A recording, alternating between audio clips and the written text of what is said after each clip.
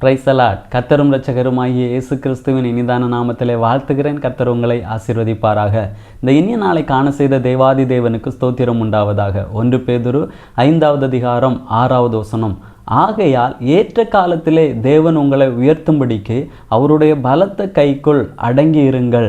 நாம் வேதத்திலே பார்க்கும் பொழுது ஆகார் தன்னுடைய நாச்சியாருடைய துன்புறுத்துதல் தாங்க முடியாமல் வீட்டை விட்டு புறப்பட்டு வரும் பொழுது கர்த்தருடைய தூதன் வழியிலே சந்தித்து ஆகாரிடத்தில் நீ உன் நாச்சியாருடைய கையின் கீழ் அடங்கி இரு என்று சொன்ன பொழுது ஆகார் புறப்பட்டு போய் தன்னுடைய நாச்சியாருடைய கைக்கு கீழாக அடங்கி இருக்கிறதை நாம் வேதத்திலே பார்க்கிறோம். இங்கே நாம் வாசிக்கும் பொழுது ஏற்ற காலத்திலே உங்களை உயர்த்தும்படிக்கு அவருடைய பலத்த கைக்குள் அடங்கியிருங்கள் என்று வேதம் சொல்கிறது.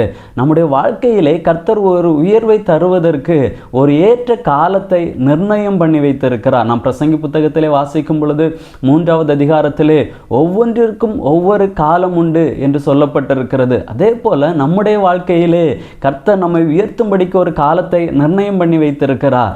நாம் ஒரு காலத்தை நிர்ணயம் பண்ணி வைத்திருக்கிறோம். அந்த காலத்தில் அல்ல, கர்த்தர் ஒரு காலத்தை நிர்ணயம் பண்ணி வைத்திருக்கிறார். அந்த காலத்திலே நம்மை உயர்த்துவார். அதுவரைக்கும் நான் என்ன செய்ய வேண்டும்? அவருடைய அந்த பலத்த கைக்குள் அடங்கி இருக்க வேண்டும். தாவீது தன்னுடைய 15 முதல் 17வது வயதிற்கு உள்ளாக அவர் அபிஷேகம் பண்ணப்படுகிறார்.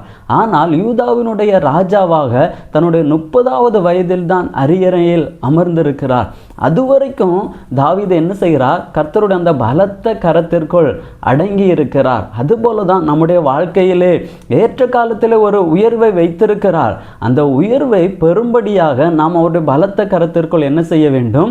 அடங்கி இருக்க வேண்டும். நம் வேதத்திலே பார்க்கும் பொழுது சின்னவன் ஆயிரமும் சிறியவன் பலத்த ஜாதியுமாவான். கர்த்தராகிய நான் ஏற்ற காலத்திலே இதை தீவிரமாய் நடப்பிப்பேன் என்று சொல்கிறார். ஏற்ற காலத்திலே நம்முடைய உயர்வுக்கும் ஒரு ஏற்ற காலத்தை கர்த்தர் வைத்திருக்கிறார் அல்லவா?